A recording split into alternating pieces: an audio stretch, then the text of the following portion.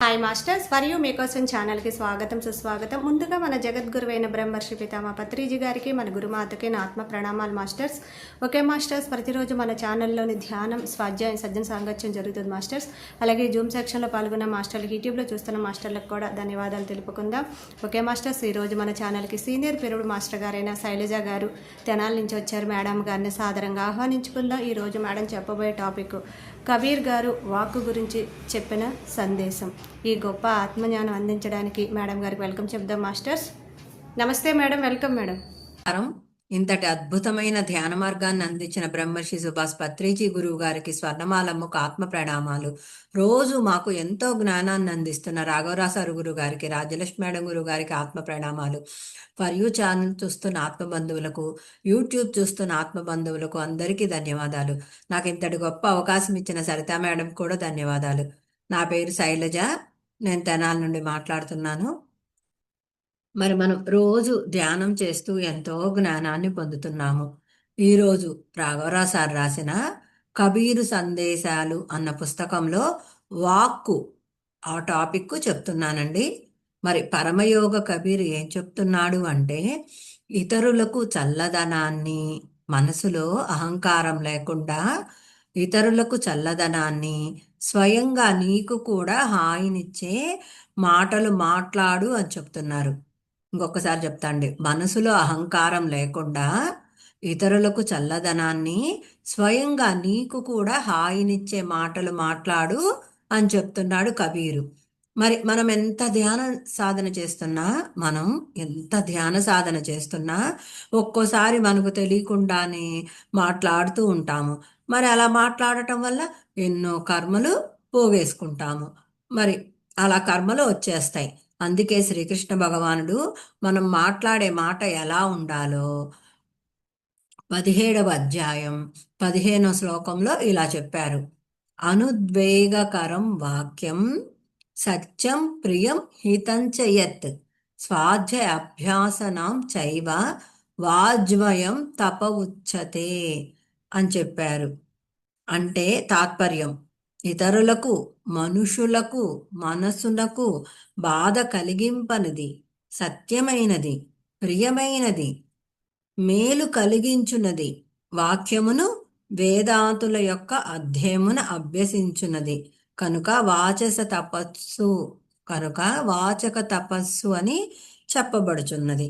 అందుచేత మనం మాట్లాడే మాటలు ఎలా ఉండాలి అంటే, 1 అనుద్వేగకరంగా ఉండాలి, 2 సత్యం మాట్లాడాలి, 3 ప్రియంగా మాట్లాడాలి, 4 హితంగా మాట్లాడాలి, 5 మితంగా మాట్లాడాలి. 1 అనుద్వేగకరంగా మాట్లాడాలి అంటే ఆవేశపడకుండా మాట్లాడాలి. మరి చీటికి మాటికి ఆవేశపడకూడదు. అలాగే ఎదుటి వారికి కూడా ఆవేశం కలిగించే మాటలు మనం మాట్లాడకూడదు. అంటే ప్రాపంచిక జీవితంలో మనం పొరపాట్లు అహంకారంతో చేస్తాము, కానీ ఆధ్యాత్మిక జీవితంలో అహంకారం తగ్గినట్లు అనిపిస్తుంది, కానీ ఏదో ఒక కారణంగా ప్రతి క్షణం బయటికి వస్తుంది. అంటే ఒక్కొక్కసారి మనకు తెలియకుండానే ఆవేశంతో మాట్లాడేస్తుంటాము. మరి మనం అలా ఆవేశపడి మాట్లాడిన మాటలకు అవతలి వారు హట్ కావచ్చు. అందుకే మనం అనుద్వేగకరంగా మాట్లాడాలి, అంటే ఆవేశం లేకుండా మాట్లాడాలి. ఎదుటివారిని టెన్షన్ పెట్టే మాటలు మాట్లాడితే, వారు మన మాటల వల్ల టెన్షన్ పడితే ఆ కర్మ మనకొస్తుంది. అందుకే మనం ప్రతి క్షణం ఎరుకతో మాట్లాడాలి. ఉదాహరణకు, మనకు పని మనిషి రాలేదు, రోజు రావాల్సిన టైంకి రాలేదు, మరి ఒక అరగంట అటో ఇటో వస్తుంది అని అనుకోవాలి. కానీ అమ్మో ఆ పనుంది, ఈ పనుంది, ఎన్ని పనులు ఉన్నాయో అని మనం టెన్షన్ పడిపోయి ఎదుటి వారిని టెన్షన్ పెట్టకూడదు. మనం ఆవేశపడిపోయి ఎదుటి వారిని కూడా ఆవేశంగా మాట్లాడకూడదు. మరి ఇదంతా సహజమేనండి. మనము ఏదన్నా కొంచెం పని ఎక్కువైతే చెయ్యలేకపోతే అంతే కదా, ఒక 50 కేజీలు, ఒక 25 కేజీలు బస్తా నెత్తిన పెడితే మోస్తాము. 100 కేజీలు పెడతామంటే ఎలా మోస్తాము? ఇది కూడా అంతే మరి. అలా పనులుంటాయి. మరి భర్తతో మనం ఎలా పడితే అలా మాట్లాడేస్తాం. మీ అక్కయ్యని రమ్మన్నావు, మీ చెల్లెల్ని రమ్మన్నావు, వాళ్ళేమో ఈరోజు వస్తామన్నారు. మరి ఇన్ని పనులు చేయాలి, వాళ్ళేమో ఇటు పుల్ల తీసి అటు పెట్టరు. మరి ఎట్లాగా ఇవన్నీ నేను ఎలా చేయాలి? నాకు తెలీదు. నేను మా ఫ్రెండోళ్ళ ఇంటికి వెళ్తున్నాను. మరి అనుకోకుండా అది వాళ్ళ ఫ్రెండోళ్ళ ఇంటికి వెళ్ళిందని ఎలా చెప్పుకుంటావో చెప్పుకో అని మనం ఎలా పడితే అలా మాట్లాడేస్తాం. అప్పుడు వాళ్ళు అసలే రాక రాక వస్తున్నారు, వాళ్ళకి ఎలా సమాధానం చెప్పాలని ఆ భర్త టెన్షన్ పడతాడు. మరి మనం ఆవేశపడిపోయి వాళ్ళని కలిగేలాగా మరి వారికి టెన్షన్ కలిగేలాగా మనం మాట్లాడకూడదంట. మరి మన మాట అనుద్వేగకరంగా ఉండాలి, అంటే ఆవేశం లేకుండా ఉండాలని చెప్తున్నారు. 2, సత్యం మాట్లాడాలి. మనం ఎప్పుడు సత్యం పలకడానికి ప్రయత్నించాలి. య- మరి సత్యహరిశ్చంద్రుడు కూడా ఈనాటికి ఎన్ని యుగాలు గడిచినా ఆయన్ని మనం ఎంత తలుచుకుంటామండి. మరి ఆయన రాజ్యాన్ని వదిలేశాడు. ఆ మరి అడవుల పాలయ్యాడు. మళ్ళీ ఆ ఆయన ఎన్నిసార్లు ఒత్తిడి చేసినా ఆయన అబద్ధం చెప్పలేదు. మరి భార్యను వదులుకున్నాడు, కొడుకును వదులుకున్నాడు, ఆయన కాటి కాపరిగా పనిచేశాడు. ఇట్లా ఎన్ని కష్టాలైనా అనుభవించాడు కానీ ఆయన అబద్ధం చెప్పలేదు. అందుకే ఇప్పటికీ సత్యహరిశ్చంద్రుడని ఈ రోజుకి ఎన్ని యుగాలైనా ఆయన్ని మనం తలుచుకుంటున్నాము. మరి మనం ఎప్పుడు అంటండి సత్యం పలకటానికే ప్రయత్నించాలి. ఎవరో ఒకరు మనకు ఏవేవో విషయాలు చెప్తుంటారు. మరి అది సత్యమో తెలీదు, అసత్యమో తెలీదు. మరి మనం తెలుసుకోకుండా మనకు కనపడిన ప్రతి వాడికి మనము చెబితే మరి మనము అసత్య ప్రచారం చేసిన వాళ్ళం అవుతాము. అందుకని మనం ముందు అది మరి వాళ్ళు చెప్పారంటే ఆ మాట ఎంతవరకు సత్యము అన్నది మనం ఆలోచించుకోవాలంటండి. మరి మనకు గురువు ఏం చెప్పారు? మనకు గురువు చెప్పిన సత్యం ఏంటి? శ్వాస మీద ధ్యాస ధ్యానం చెయ్యాలి. ఆత్మే భగవంతుడు. ఈ సృష్టిలో జ్ఞానమే గొప్పది అన్న సత్యాన్ని మనకు గురువు చెప్పారు. మనం తెలుసుకున్న సత్యాన్ని 10 మందికి చెప్పాలి. మరి నిజంగా అండి ఈ సృష్టిలో జ్ఞానమే గొప్పది.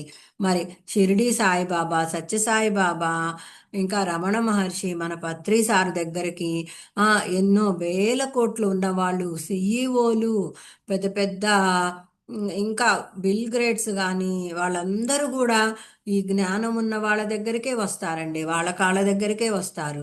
అందుకే ఈ సృష్టిలో డబ్బు కన్నా జ్ఞానం గొప్పది. మరి సత్యసాయి బాబా దగ్గర కూడా వచ్చేవాళ్ళంట. బాబా నాకు ప్రశాంతత లేదు, శాంతి కావాలి అని సత్యసాయి బాబా దగ్గర కూడా వచ్చేవారంటండి.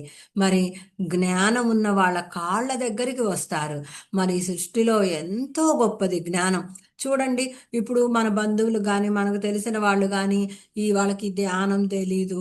మనకు పత్రిసార్ చెప్పిన పత్రిసార్ ఎన్నో విషయాలు చెప్పారు, మనకు ఎన్నో తెలుసుకున్నాం. ఇవన్నీ వాళ్ళకి తెలీదు. మరి మనం వాళ్ళకి చెప్తుంటే మనకి ఎంత ఆనందం. నీ వల్ల ఇది తెలుసుకున్నానని వాళ్ళు ఒక్క మాట అంటే మనకి ఎంత ఆనందం ఉంటుందో చూడండి. మరి ఈ సృష్టిలో మనం కొనలేము. మన పూర్వజన్మ సుకృతం వల్ల అలాంటి గురువు దగ్గరికి మనం చేరటం వల్ల మనం అలాంటి మాటలు వింటున్నాము.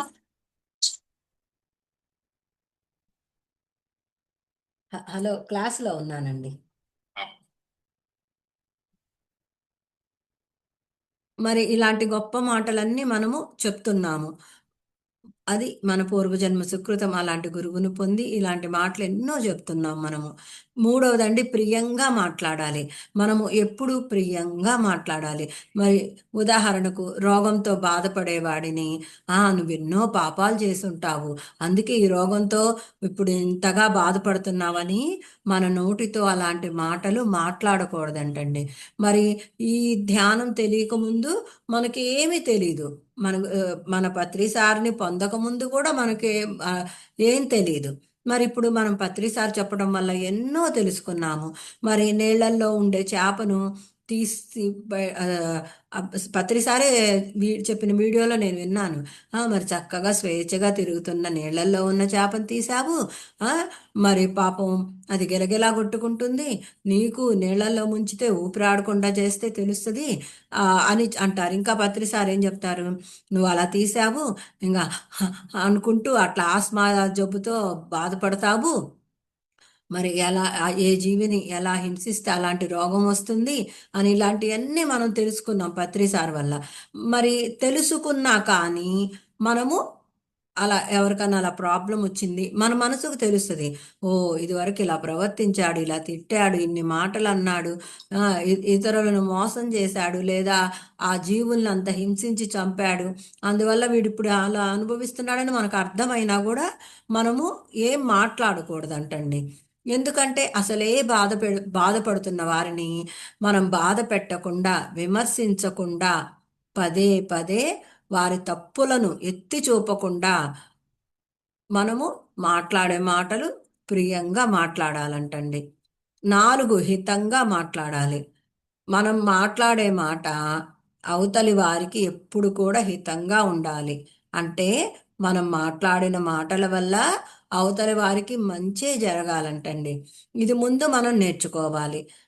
మరి మనం తెలుసుకున్న ధ్యాన సాధన చెప్పాలి, మనం తెలుసుకున్న జ్ఞానాన్ని చెప్పాలి. ఇలా చెప్పడం వల్ల వారి హితం కోరిన వాళ్ళం అవుతాం, అంటే వాళ్ళ మంచి కోరిన వాళ్ళం అవుతాము. మరి జీవులను చంపడం మహా పాపం అని చెప్పి వారి చేత మాంసం తినటం మాన్పిస్తే వాళ్ళ హితం కోరిన వాళ్ళం అవుతాము. మరి పత్రిసారి చెప్తారు, మాకు రాఘవరావు సార్, రాజ్యలక్ష్మి మేడం కూడా చెప్తారు, ఒక్కరిని మనం మాంసం తినటం మాన్పిస్తే వారి జీవితంలో ఎన్నో కోళ్ళు బతుకుతాయి, ఎన్నో మేకలు, ఎన్నో చేపలు బతుకుతాయి. మరి వాళ్ళు తినటం మానేస్తే అవన్నీ బతుకుతాయి కదా. ఆ, మనకు చెప్తారు, ఇట్లా చెప్తారు, ఎన్నో బతుకుతాయి అని చెప్తారు. ఇంకా ఆ, కర్మ సిద్ధాంతం చెప్తారు కదా. మరి ఏ జీవిని ఎలా హింసిస్తే అలానే హింస అనుభవిస్తారు. మరి ఒకడికి బాగా కోడి లెగ్ పీసులు అంటే చాలా ఇష్టం. మరి ఆ మటన్ షాప్కి వెళ్ళి, ఇదిగో రోజు నేను సాయంత్రం వస్తాను, ఆ లెగ్ పీసులన్నీ నా కోసం అట్టి పెట్టని చెప్తాడు. సరే, తింటాడు తింటాడు తింటాడు తింటా ఉంటాడు. మరి వాడి పాపం పండాక చక్కగా ఏం స్నానం చేస్తాడు, మంచి ఇస్త్రీ బట్టలు వేసుకుంటాడు, సెంటు కొట్టుకుంటాడు, బైక్ మీద వెళ్తుంటే ఎదురుగా లారీ వచ్చి గుద్దేసిద్ది, కాళ్ళు ఇరిగిపోతాయి. మరి ఎన్నో కోడి కాళ్ళు తిన్నాడు. మరి ఆ కోడి కాళ్ళని విరిచేసి వాటి మీద గొంతు మీద కత్తి పెట్టి కోసేసేటప్పుడు అవి ఎంత విలవిడలాడినాయి, ఎంత బాధపడ్డాయి. మరి ఆ బాధ వీడు అనుభవించాలి కదా. అనుభవిస్తే ఇంక అమ్మో, నేను ఏ జన్మలో ఏ పాపం చేశానో, ఎవరిని బాధ పెట్టానో, ఎవరిని హింసించానో, ఇక నేను ఇలాంటి తప్పులు చెయ్యను అని వాడికి అనుభవ పాఠం నేర్చుకోవాలి. కాబట్టే భగవంతుడు అలా శిక్ష వేస్తాడు.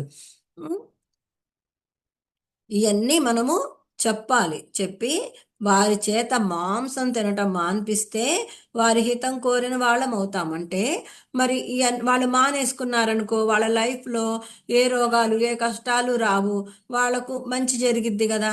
అలా వారి హితం కోరిన వారం అవుతాం, అంటే వాళ్ళ మంచి కోరిన వారం అవుతాం. ఇంకా ఎవరైనా రోగంతో బాధపడుతుంటే వాళ్లకు శ్వాస మీద ధ్యాస ధ్యానం చెయ్యండి, మీరు స్వస్థత పొందుతారు, అంటే ఆరోగ్యవంతులు అవుతారని మనము చెప్పాలి.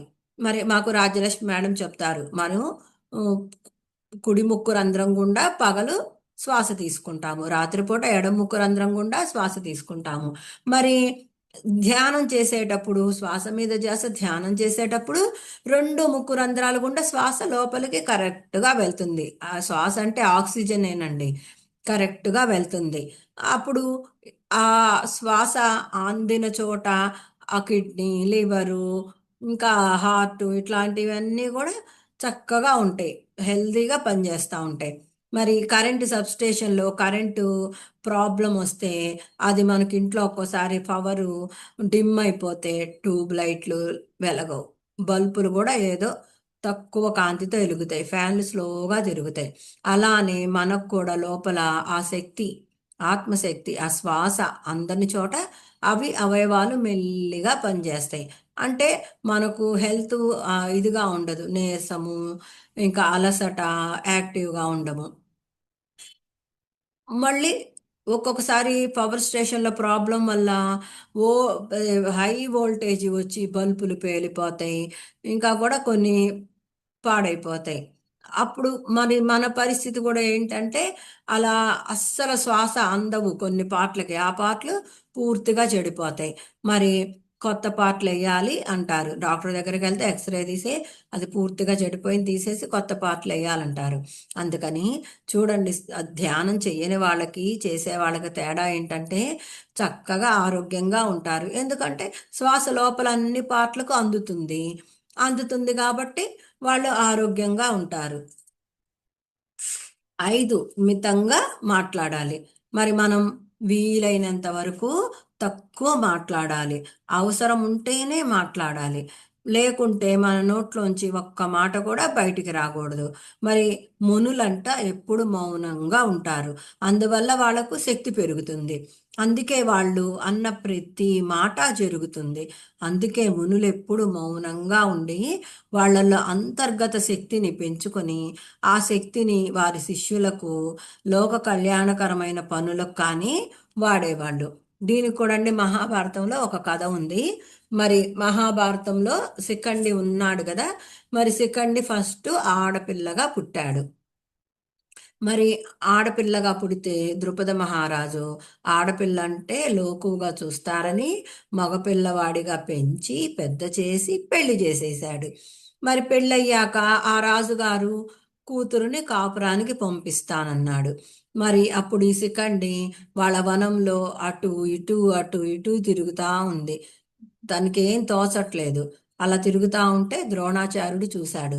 ఈ అమ్మాయి ద్రుపద మహారాజు కుమార్తె అని చూసి ఆ అమ్మాయి దగ్గరికెళ్ళి, "ఏంటమ్మా అటు ఇటు తిరుగుతున్నావు" అంటే, అప్పుడు చెప్తుంది శిఖండి, "నేను అమ్మాయిగా పుట్టాను.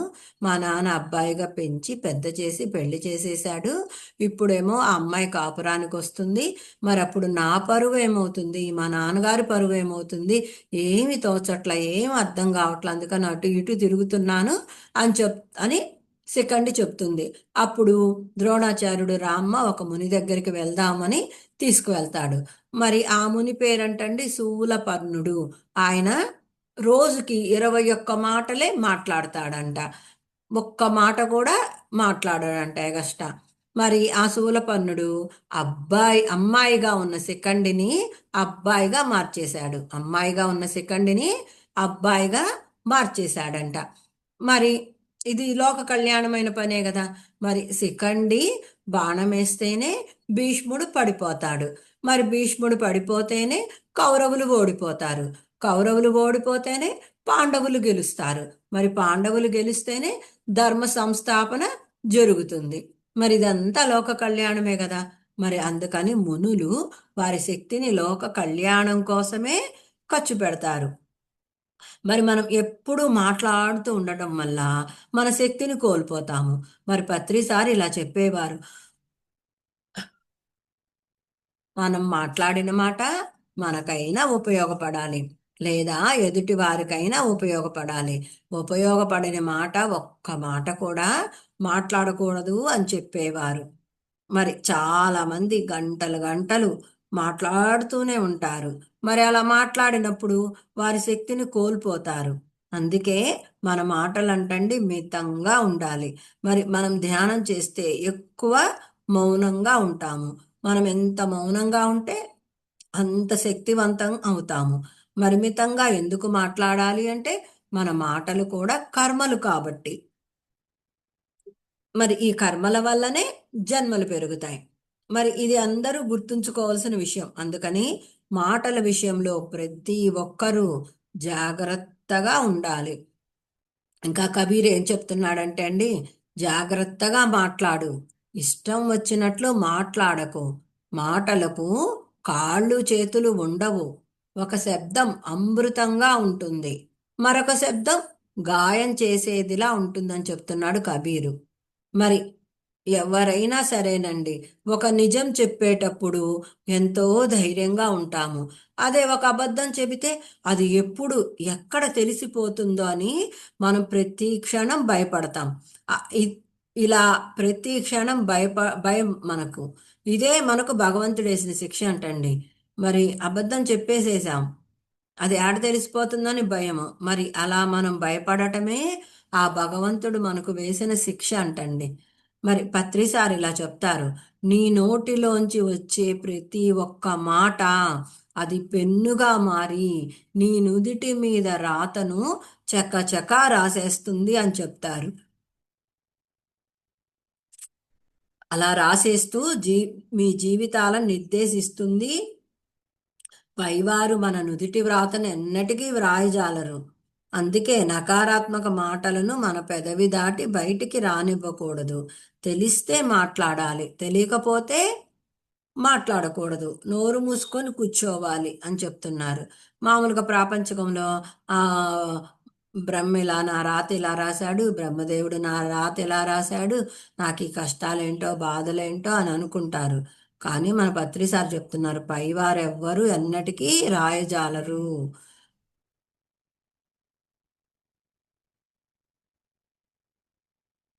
మరి ఇంకా పత్రిసారి ఇలా చెప్తున్నారండి. మన నోరు అత్యంత పవిత్రమైన వాయిద్య పరికరం. దానిని అత్యంత ఎరుకతో జాగ్రత్తగా ఉపయోగిస్తేనే దానిలోంచి 10 మందికి స్ఫూర్తినిచ్చే సత్యపూర్వకమైన వాక్కులు వినసొంపుగా వస్తాయి. లేకపోతే అపవాక్కులు బయటకు వచ్చి మనకు మహాపాపం చుట్టుకుంటుందని చెప్తున్నారు. ఇంకా సత్యసాయిబాబా గారు కూడా ఇలా చెప్తారంట. ధ్యానం వల్లనే జ్ఞానం.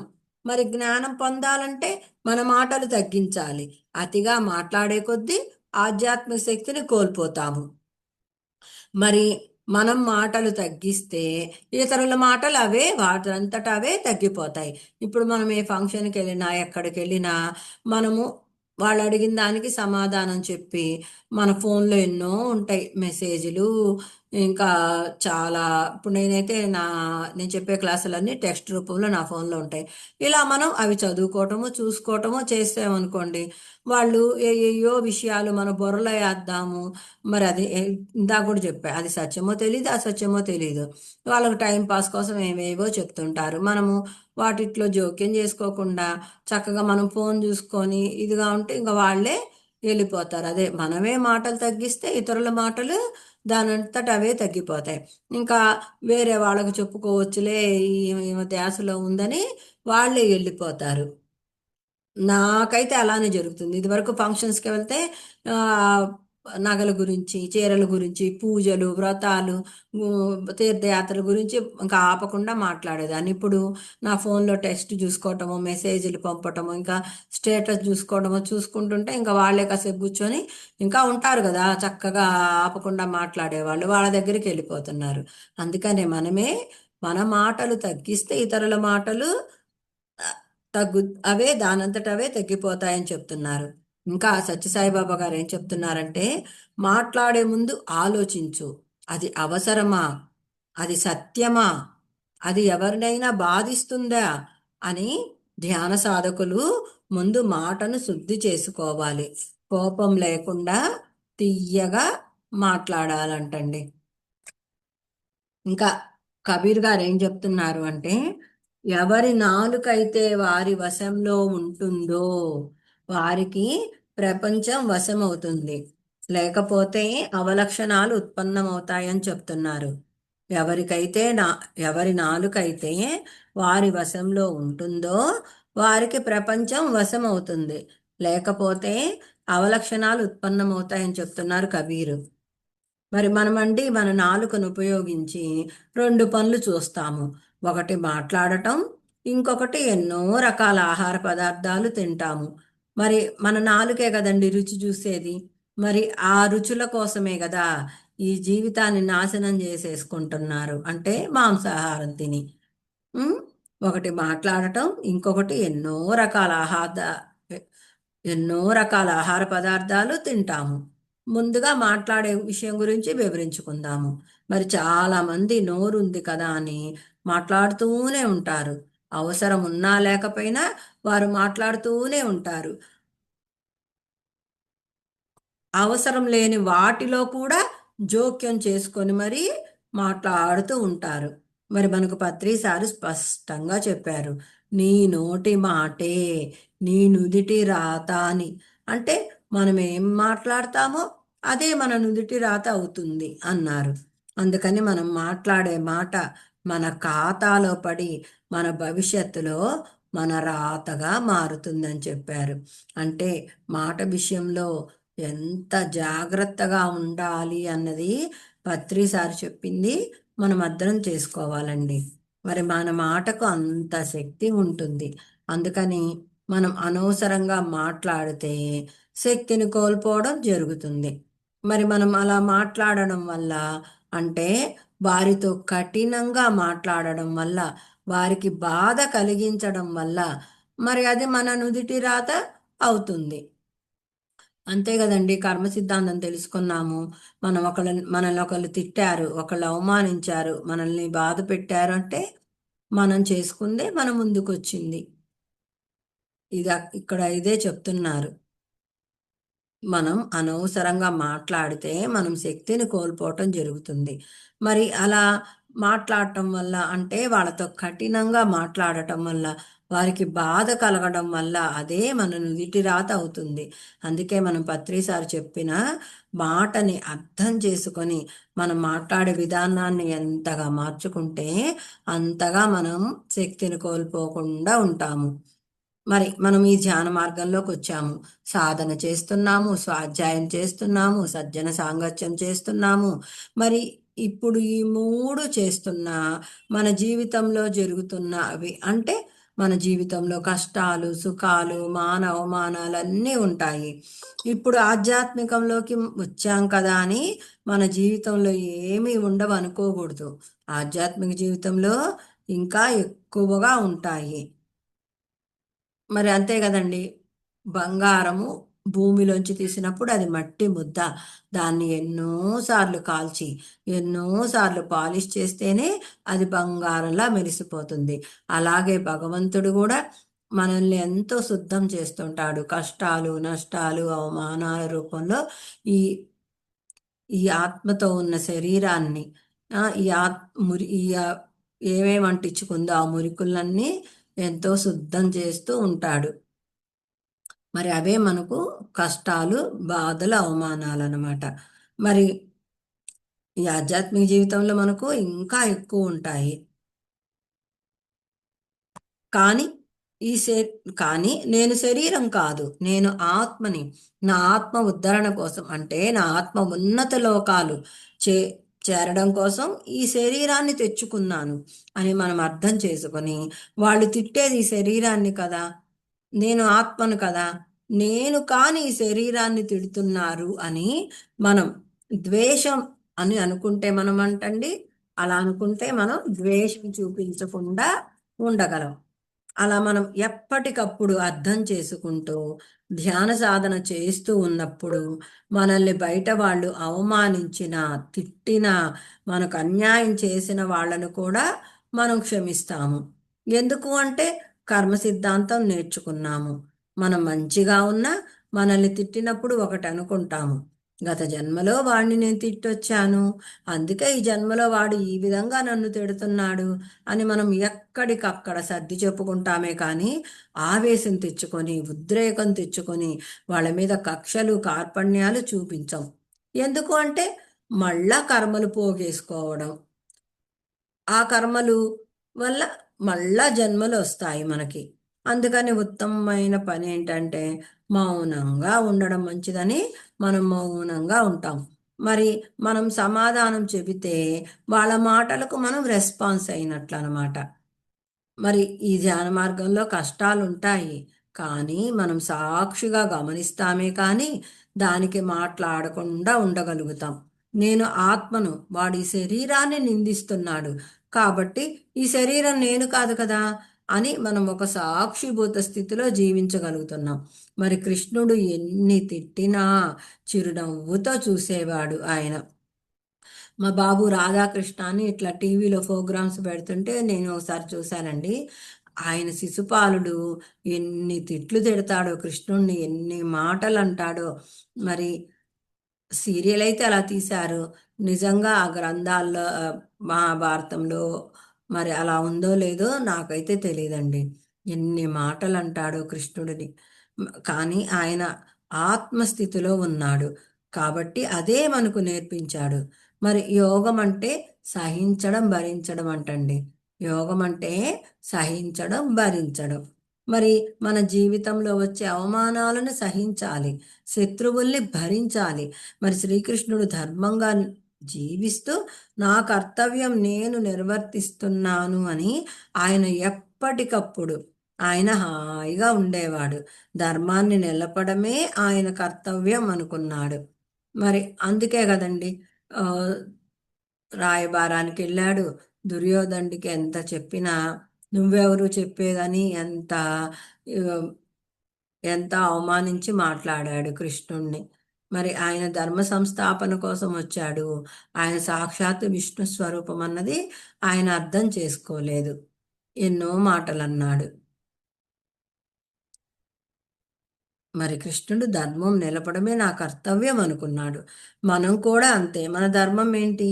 ఈ శరీరం ఉండగానే నేను ఆత్మ అని తెలుసుకోవాలి. అందుకని మనం ఎప్పటికప్పుడు నేను ఆత్మను, నా ఈ శరీరంలో ఉన్న ఆత్మ ఉన్నతి లోకాలకు వెళ్ళాలి, ఆత్మ ఉన్నతి కోసమే వచ్చాను, అందుకే నాకు ధ్యానం నచ్చింది, నేనెవరో తెలుసుకున్నాను. మరి నేనెవరు? ఆత్మను. ఈ భూమి మీద ఉండగానే మరి నేను ఆత్మానుభూతి పొందాలి. ఆ భగవంతుడి దర్శనం నాకు లభించిన రోజున నాకు ఇదే చివరి జన్మ అవుతుందని నేను గురువుల ద్వారా తెలుసుకున్నాను. కాబట్టి నేను ఆ ప్రయత్నం చెయ్యాలి. అంటే శ్వాస మీద ధ్యాస ధ్యానం చెయ్యాలి, ఆత్మజ్ఞానం గల పుస్తకాలు చదవాలి, ఆత్మజ్ఞానం బోధించే గురువుల సాంగత్యం చెయ్యాలి.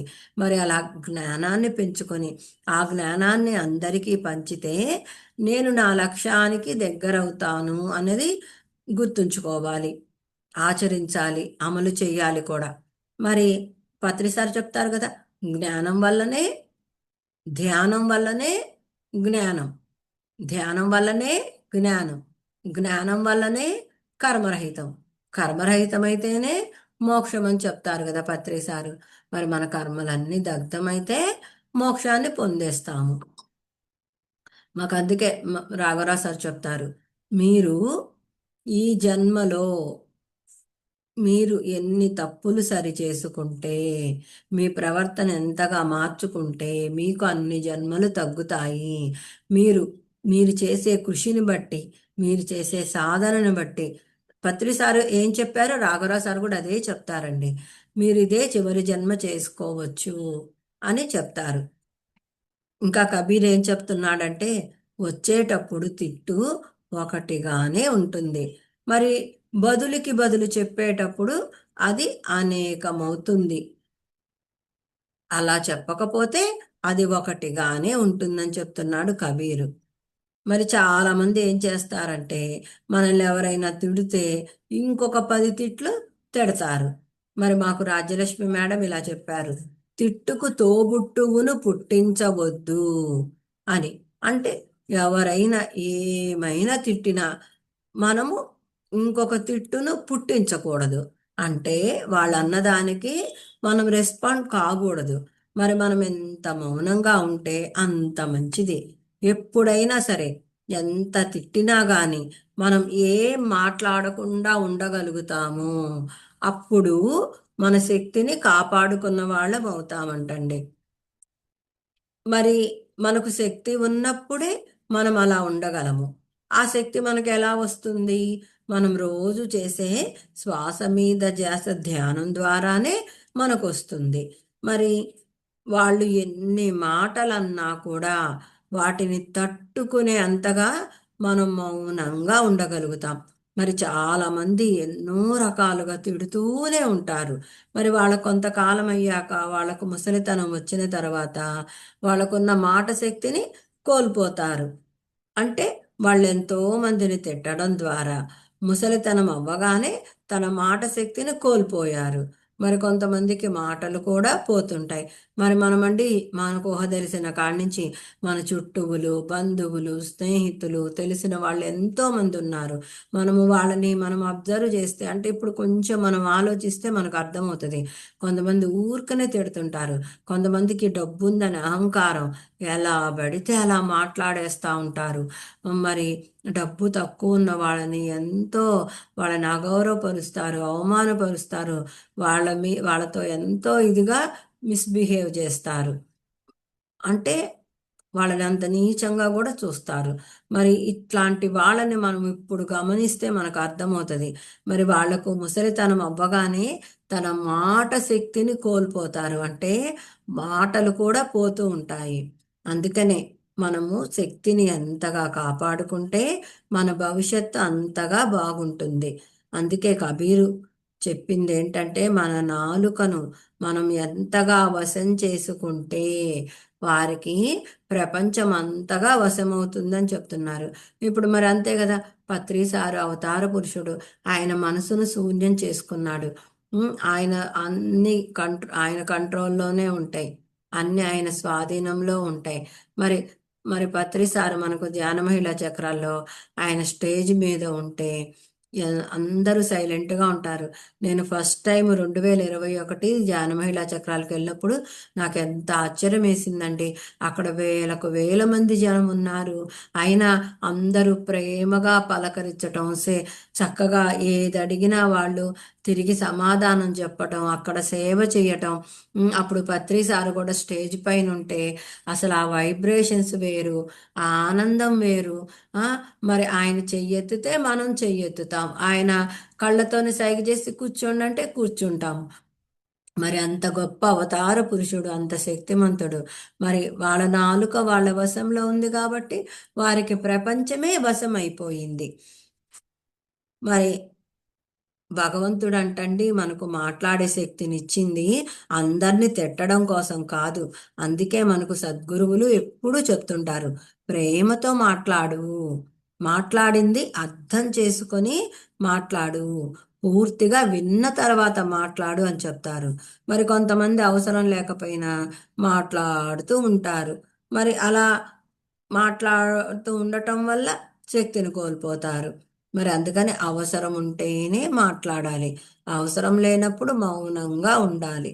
మరి పత్రిసారు కూడా అదే చెప్తారు, మౌనం పాటించాలని. మరి నెలకు కానీ 15 రోజులు కానీ వారానికి కానీ ఒక రోజు పెట్టుకొని మౌనం పాటించండి అని చెప్తారు. కానీ నేనైతే ఒక్కసారేనండి రాఘవరావు సార్ మౌన ధ్యానం 4 రోజులు పెడితే అప్పుడే ఉన్నది. ఇంకా నేను ఎప్పుడు మౌనంగా ఉండను. అంటే ఇంట్లో మా హస్బెండ్ బాబు వెళ్ళిపోతే నాకు కుదిరితే ఆ 3 గంటలు 4 గంటలు 2 గంటలు మౌనంగా ఉంటా, ధ్యానం చేసుకోవటము, పుస్తకాలు రాసుకోవటము, చదువుకోవటము. అప్పుడే నాకు కుదురుతుంది, అప్పుడు మాత్రం మౌనంగా ఉంటాను. మనము మౌనం పాటించాలి. మరి మౌనం అంటే పూర్తిగా ఏమీ మాట్లాడకుండా ఉండడం కాదంట. అవసరమైనప్పుడు మాట్లాడాలి, అవసరం లేనప్పుడు మనం మౌనం పాటిస్తే మన శక్తిని మన శక్తిని కోల్పోకుండా కాపాడుకున్న వాళ్ళం అవుతాము. మరి ఇప్పుడు మనం రోజు శ్వాస మీద ధ్యానం చేస్తున్నాము. మరి అలా ధ్యానం చేయడం వల్ల ఎంతో శక్తిని పొందుతున్నాము. మరి అంత శక్తిని పొందిన మనం మాట్లాడే మాటల వల్ల ఎంతో శక్తిని కోల్పోతుంటాము. అందుకని వీలైనంత మౌనంగా ఉండటానికి మనం ప్రయత్నించాలి. ఇంకా కబీర్ ఏం చెప్తున్నాడంటే అండి, ఎలాంటి భోజనం తింటే అలాంటి మనసు తయారవుతుంది, ఎలాంటి నీరు తాగితే అలాంటి వాణి తయారవుతుంది అని చెప్తున్నారు. మరి చాలామంది ధ్యానం చేస్తున్నారు కానీ ఆహార నియమాలు పాటించకపోవడం వల్ల వారు చేసిందంతా వృధా అవుతుంది. అందుచేత తమోగుణ ప్రధానమైన ఆహారము, రజోగుణ ప్రధానమైన ఆహారము తినకూడదు. మరి రజోగుణ ప్రధానమైన ఆహారం ఏంటి? మాంసము, కోడిగుడ్లు, చేపలు, వెల్లుల్లి, పుట్టగొడుగులు, ఇట్లాంటివన్నీ రజోగుణ ఆహార పదార్థాలు. మరి తమోగుణ ఆహార పదార్థాలు అంటే నిల్వ ఉన్నవి, రాత్రి వండినవి, రాత్రి వండినే పొద్దున తినటం. మరి ఆడవాళ్ళు వంట చేస్తారు. మరి మిగిలిన కూరలు ఫ్రిడ్జ్లో పెట్టుకొని ఆ నైట్కి కొన్ని వెరైటీలు అయితే మరుసటి రోజు కూడా తింటారు. అలాంటండి ఎప్పుడూ తినకూడదు. మన శక్తిని హరించేస్తాయి. మరి ధ్యానం చేస్తూ సాత్విక గుణంలోకి వచ్చిన మనము తమో గుణంలోకి వెళ్ళిపోతాము. ఎలా అంటండి, మనము ఈ ధ్యాన మార్గంలోకి వచ్చాము. అప్పటి వరకు మాంసం కానీ గుడ్లు కానీ ఇంకా రకరకాలుగా తినేవాళ్ళు తింటా ఉంటారు. మరి అదే మాంసం తినే కుటుంబాల్లో పుట్టారు మరి వాళ్ళు అలా తింటుంటారు. మరి మనం పూర్వజన్మ సుకృతం పత్రిసార్ లాంటి గురువుని పొందాక మరి ఈ ధ్యాన మార్గం తెలిసాక మనం ఇది చక్కగా అవన్నీ మానేసి శ్వాస మీద ధ్యాస ధ్యానం కొన్ని నెలలు చేస్తాము. అలా చేస్తూ చేస్తూ ఉంటే తమో గుణంలో ఉన్న మనం రజో గుణంలోకి వెళ్ళిపోతామండి. ఇంకా కొన్ని నెలలు అలా ధ్యానం చేయగా చేయగా చేయగా రాజోగుణంలో నుండి తమో గుణం తమో గుణంలోంచి రజోగుణంలోకి వచ్చామా, కొన్ని నెలలు చేయగా రజోగుణం నుంచి సాత్విక గుణంలోకి వెళ్ళిపోయామండి. ఇంకా కొన్ని సంవత్సరాలు చేయగా శుద్ధ సాత్వికానికి వచ్చాము.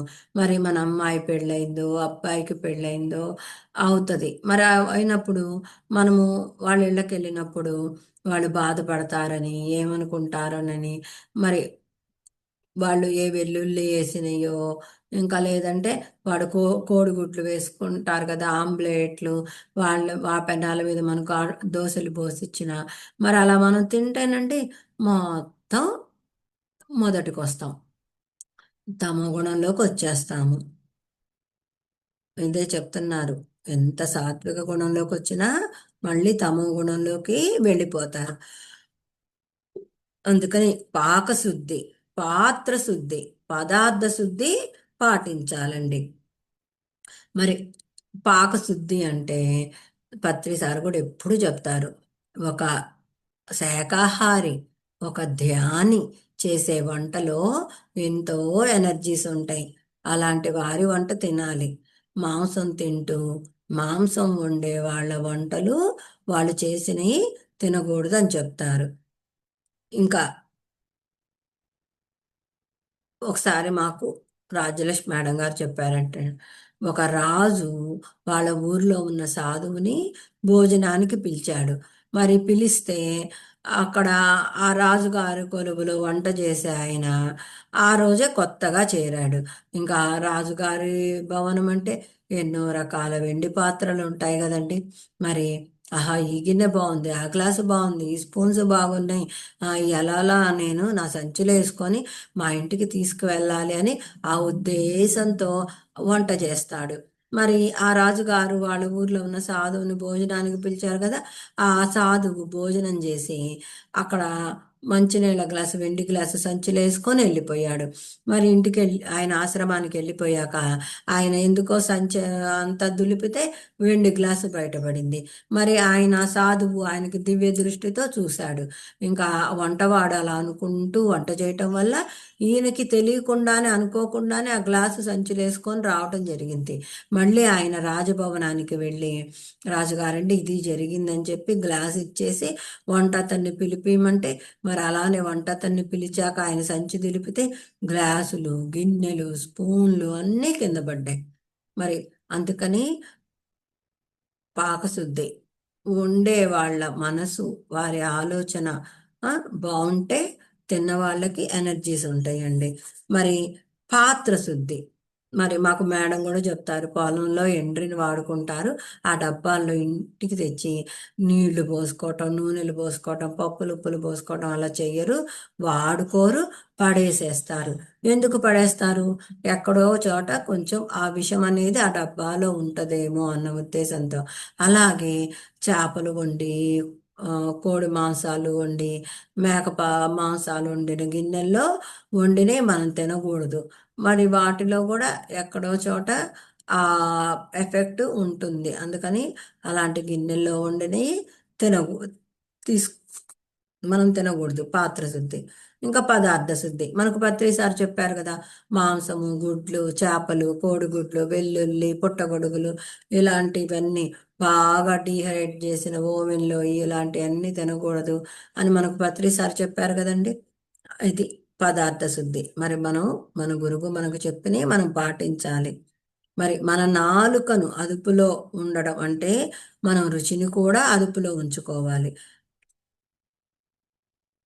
రుచికి బానిసైతే జీవితమంతా దుఃఖంలోనే ఉంటారు. మరి లోకంలో ఎక్కువ శాతం మానవులు మాంసాహారానికి అలవాటు పడ్డారు. రుచిగా ఉంటేనే తింటారు. మరి వీళ్ళకి అది చూస్తేనే నోరూరిపోతుంది. మాకు రాఘవరావు సార్ చెప్తారు, ఎవరికైనా మామిడికాయో, చింతకాయో చూస్తే నోట్లో నోరూరిపోతాయి. కానీ ఇప్పుడు రోజుల్లో కొంతమందికి ఆ కోడి అటుగా వెళ్తుంటే వాళ్ళకు నోట్లో నోరూరిపోతుంది అని చెప్తారు సారు. ఇంకా మరి మనము ఈ ధ్యానం మంచిది, శ్వాస మీద ధ్యానం చెయ్యాలి. మరి భగవద్గీతలో చెప్పాడు ఆ శ్రీకృష్ణ పరమాత్ముడు, ఆత్మగా నేను అన్ని జీవుల్లో అందరి మానవుల్లో ఉన్నాను అని మనం ఎంత చెప్పినా మరి వాళ్ళ మొదటి జన్మలండి అర్థం చేసుకోరు, మూర్ఖంగా మాట్లాడతారు. మా నాన్న తింటున్నాడు, మా తాత తిన్నాడు, మేము మా తరతరాల నుండి మేము తింటున్నాము, మా తాత బాగున్నాడు, మా నాన్న బాగున్నాడు, ఇప్పుడు మీరు అలా చెప్తారేంటి? మరి డబ్బులు సంపాదించేది ఎందుకు? అనుభవించకుండా మరి సంపాదించేది తినటం కోసం. మరి మాంసం పలావ్ తినకుండా పప్పన్నం తినాలని ఇలా వాదిస్తారండి. మరి మనకు బుద్ధుడు కూడా చెప్తారు, మూర్ఖులతో మనం వాదించకూడదండి. ఇంకా వాళ్ళు అలా మాట్లాడుతున్నప్పుడు మనం సైలెంట్ అయిపోయి వచ్చేసేయాలి, ఉండకూడదు. మరంటండి బుద్ధుడు కూడా ఎవరింటికైనా వెళితే మరి అంతటి బుద్ధుడు, అంతటి గొప్పవాడు వస్తున్నాడని ఎన్నో రకాల ఆహార పదార్థాలు తయారు చేస్తారు కదా. అలా తయారు చేసి ఆయన ముందు పెడితేనంటండి ఆయన ఆ పదార్థాల వంక చూసేవాడు కాదంట, ఆయన కడుపు వంక వైపు చూసుకునేవాడంట. మరి కడుపులో ఖాళీ ఉంది, తినొచ్చు అంటే అప్పుడు తినేవాడంటండి. మరి మన నాలుకను అదుపు చేసుకోకపోతే అంటే మాంసం తింటే అది వండటానికి కారణమైనటువంటి జంతువుల హింసకి వీడు కారణమవుతాడు. మరి అంతే కదా. ఒక షాపులో ఒక 10 కోళ్ళు ఉంటాయండి. అక్కడ రెడీగా మాంసం లేదు. మరి ఒకడు కొనటానికి వెళ్తే మరి కొనటానికి వచ్చాడు కదా, మరి వాడు మాంసం అమ్ముకోవాలి కదా. ఇంకా ఒక కోడిని దానికి పీక మీద కాలేసి, గొంతు కోసేసి, ఆ ఈకలు పీకేసి, ఆ మాంసం ప్యాక్ చేసి ఇస్తాడు. మరి ఆ కొనటానికి రాగానేనంటండి ఆ కోడి అనుకుంటుందంట, చూడు వీడు కొనటానికి కోసం వచ్చాడు, ఇంకా ఈ యజమాని నన్ను చంపేస్తాడు అని అది ఎంతో బాధపడిద్దంటండి. అంతే కదా, కొనటానికి రాబట్టే వాళ్ళు చంపుతున్నారు. అదే మనం తినాలని కోరిక కోరిక లేదనుకో, కొనలేదనుకో అవి బతుకుతాయి. అదే చెప్తున్నారు, మనం మాంసం తినే వాళ్ళని ఒక్కరి చేత మాంసం మాన్పిస్తే వారి జీవితంలో ఎన్నో కోళ్ళు, ఎన్నో మేకలు బతుకుతాయని మనకు పత్రిసారి చెప్తారండి. మరి ఇలా ఆ జంతువుల హింసకు వీడు కారణమవుతాడు. దాని ఫలితం వీడు మళ్ళీ అనుభవించాలి. ఇది చాలా నరకమే. మరి బుద్ధుడు కూడా చెప్తాడండి, మనం పాపం చేసేటప్పుడు సుఖభ్రాంతి ఉంటుంది, అది అనుభవించేటప్పుడు తీరని దుఃఖం, తీరని బాధ ఉంటుంది అని. మరి అంతే కదా. ఆ చక్కగా నీళ్ళల్లో స్వేచ్ఛగా తిరుగుతుంటాయి రొయ్యలు, చేపలు. వాటిని తెచ్చి సలసలా కాగుతున్న నీళ్ళల్లో వేసి వాటి పొట్టు ఒలిచి చక్కగా రొయ్యల వేపుడు, ఇంకా ఏయో ఫిష్లతో ఏయో చేసుకుంటారంటండి. మరి అవన్నీ చేసుకొని లొట్టలు వేసుకుంటూ చక్కగా ఫ్రెండ్స్తో, చుట్టాలతో ఎంతో ఎంజాయ్ చేస్తూ తింటారు. మరి ఇప్పుడు మనం చూస్తున్నాం, న్యూస్లో కూడా వింటున్నాము, ఫ్లైట్ యాక్సిడెంట్లు, ట్రైన్ యాక్సిడెంట్లు, బస్ యాక్సిడెంట్లు జరుగుతాయి. అలా జరిగినప్పుడు వాళ్ళు ఆ మంటల్లో కాలిపోతారు, అయ్యో పార్ట్లు కూడా డ్యామేజ్ అవుతాయి.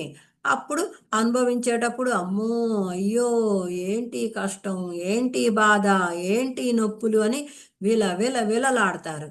మరి ఆ జీవుల్ని హింసించి చంపేటప్పుడు లొట్టలు వేసుకొని తిన్నారు, అది అనుభవించేటప్పుడు అంత బాధపడతారు. ఇక్కడ అదే చెప్తున్నారు. ఆ జంతువుల హింసకు వీడు కారణమవుతాడు. దాని ఫలితం వీడు మళ్ళీ అనుభవించాలి. ఇది చాలా నరకం.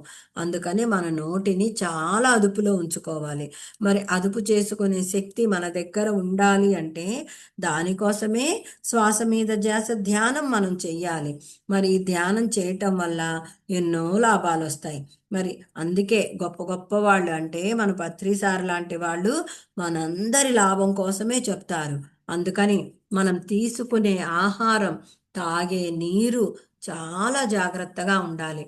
మరి ఇంతటి గొప్ప కర్మ సిద్ధాంతాన్ని మనకు తెలియచేసి, ఇంతటి గొప్ప శ్వాస మీద ధ్యాస ధ్యానం మనకు తెలియజేసి, అజ్ఞానంలో ఉన్న మనల్ని జ్ఞానవంతులుగా చేసి ఉమ్, ఇ- ఇ- మనల్ని ఇంత ఆనందంలో ఉంచిన గొప్ప గురువు బ్రహ్మర్షి సుభాష్ పత్రిజీ గురువు గారికి శతకోటి వందనాలు తెలియచేసుకుంటూ, మరి మాకు రోజు ఎంతో జ్ఞానాన్ని బోధిస్తూ, మరి మాకు రాఘవరావు సార్, రాజ్యలక్ష్మి మేడం ఎన్నో కొత్త విషయాలు మాకు ఎన్నో చెప్తూ ఎంతో జ్ఞానాన్ని పంచుతున్నారు.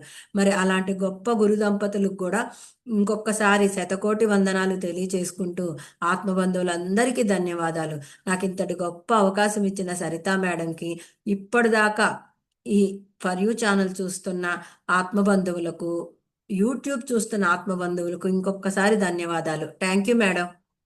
Thank you madam, thank you so much madam. For you మీకోసం మన ఛానల్కి వచ్చి ఎంతో గొప్ప ఆత్మజ్ఞానం అందించిన మాస్టర్లందరికీ, శైలజ గారికి ధన్యవాదాలు తెలుపుకుందాం మాస్టర్స్. అలాగే ప్రతినిత్యం ఎరుకతోటి ధ్యానం, స్వాధ్యాయం, సజ్జన సాంగత్యం చేద్దాం, అందరి చేత చేయిద్దాం మాస్టర్స్.